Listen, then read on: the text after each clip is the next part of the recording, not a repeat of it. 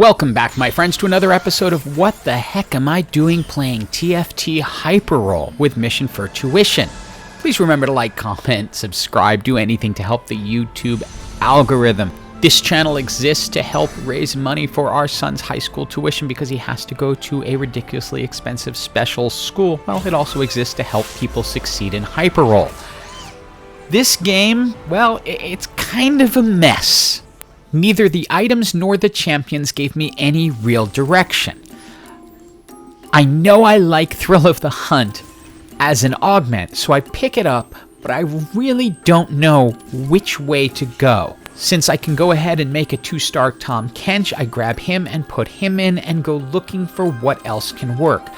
Since I already have a Sejuani, I grab a Twitch thinking maybe I'll go Guild and Trainer, but I would need another trainer to make that happen, and I'm not necessarily finding one easily.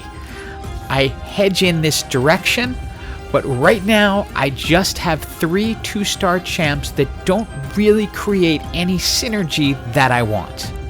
And I'll speed this up really fast, but this is how important synergy is. They threw an assassin emblem onto Leona, but that was enough for them to, even with 1-star champs, get through my 3 2-star ones, although it takes till the very last moment. And usually by this point I have some clue of a direction I'm going, but right now I'm just keeping the same 3 2-star champs because nothing is coming up that I think is going to work into a comp with the items that I have. And even heading into stage 4, I am not much closer to anything I really like. I decide to put Jinx in just so I'm triggering Revel in the hopes that maybe that can eke a win out with the firecrackers, but this Jade team is just too strong and able to pulverize me. At this point, I continue to just sort of head in the Revel direction, pick up the sword so I can make a Spear of Sojin on Jinx so she'll be casting more often and thus throwing more fireworks. But I am unable to find an additional trainer to put out there, which is, I feel, the best combination for a Revel build. And while Thrill of the Hunt here finally allows me to eke out a win, as Jinx is able to regain health after getting the kill on Kiana, I'm still not feeling really confident about the way this build is going. Rolling through and trying to find something to cling onto, I end up finding a Ryze, pick him up, and decide, you know what? Dump Jinx, let's put Ryze in and give him a Spear of Sojin, which is a decent item on him.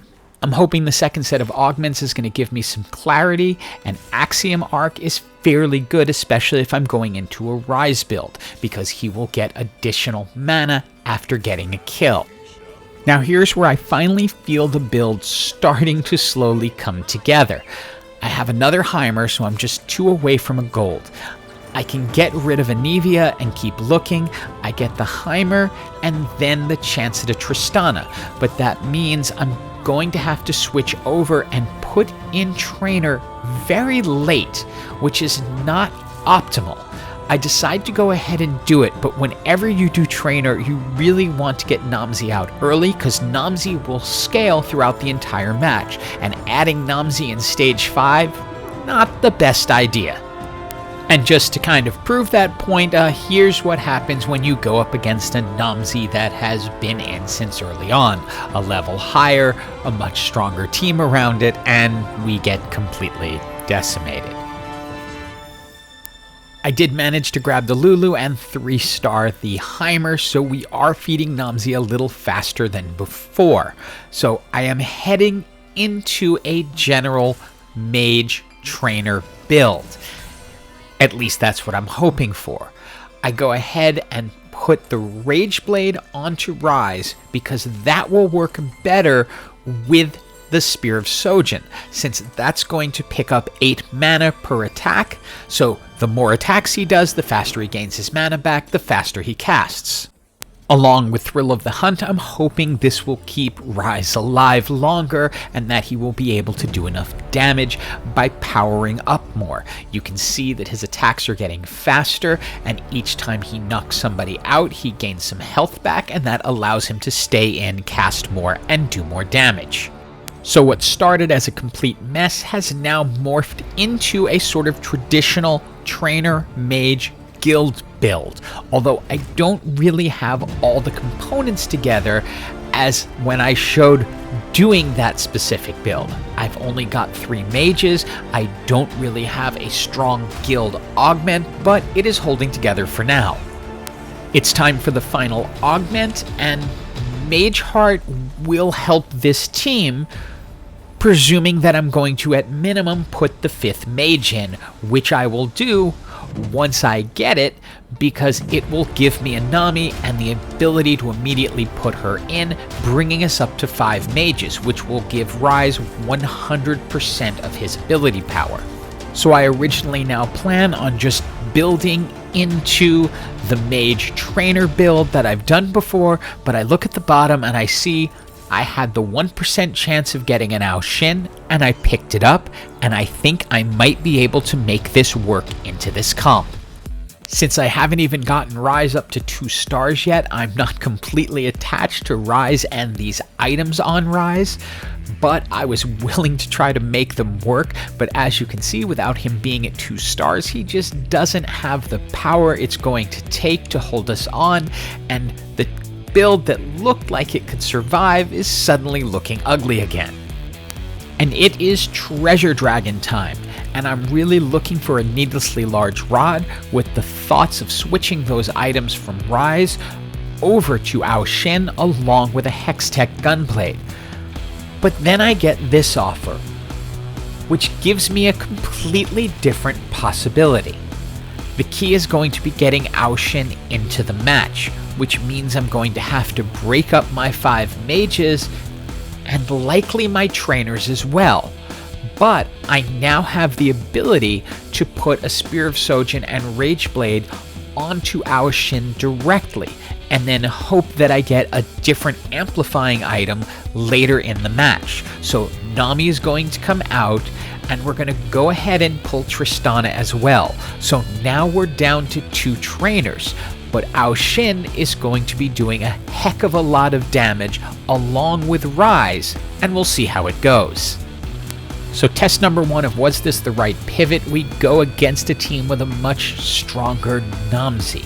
So the question is, can Ryze and Ao Shin end up making up for the detriment to our team? And the answer appears to be a very, very clear yes, with Ao Shin crushing the damage charts. The next NPC had lots of juicy items, and we have gone ahead and replaced Sejuani with Ornn, as that will now give us the 4 Tempests. I put the Morellonomicon onto Ornn so that all of the people in his line of fire are going to be set on fire, and then give Ryze the blue buff and Spear of Sojin, so he is casting a lot.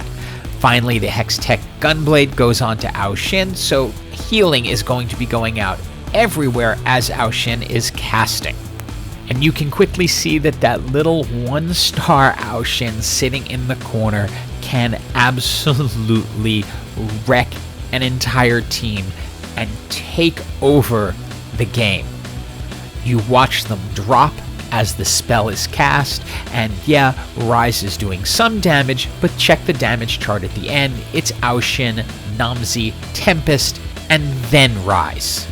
And I somehow find it a little bit amazing that this build that I really didn't think had a chance at the beginning, where I put nomsy in so late against any advice I would ever give to anyone, has suddenly moved me to the top of the health charts and solidly into the top 4.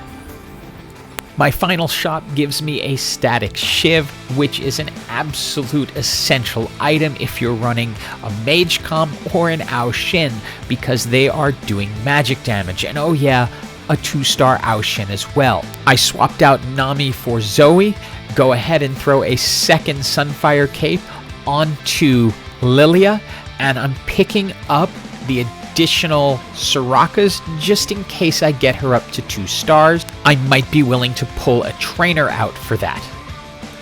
I shift around my key damage after I see somebody peeking in because I know there are Zephyrs out there on the board because it's been happening all game. Luckily in this case they just Zephyr out Lilia, who Zephyrs out there Leona. The Bard ult can do a ton of damage because it hits all of my critical units, but once Ao Shin starts casting, they're gaining health back from the cast and from Thrill of the Hunt and eliminate a player. This type of warrior team can be a lot of trouble because they're scale scorn, so they're going to be doing extra damage and also resistant to some of our attacks, but our champions are not exactly super high health. And while Ao Shin does ultimately a ton of damage, but ends up going down, leaving it to Ryze to finish everything off, leading the damage charts, but it's really a team effort. Now we face off against a trainer Revel team with a 2-star Bard. The problem is I decided to lump all of my champions together, so boom! All of them get stuck in Bard's circle, held up, and quickly destroyed. I do get the chance to pick up the 2-star Zoe, but I'm not sure that can save me. But here's the trick to dealing with a Bard. Spread everyone out. There's now no one place he can hit that is going to stop all of my damage. Ao Shin is going to be able to cast, and when Ao Shin casts, teams get deleted. But note, nomsy ended up doing more damage. Now, it's very important to watch how this all goes down. Positioning is everything here. I need to avoid Ao Shin getting caught in Bard's ult, which means Ao Shin cannot be in with a large group of people. He'll need to be off on his own. I can let ryze, nomsy, and Heimer end up getting circled if they have to, as long as Ao Shin can cast. So I give Bard a target in the right corner and keep Ao Shin fairly free from the ult. You can see Bard ult and hit exactly the targets I wanted.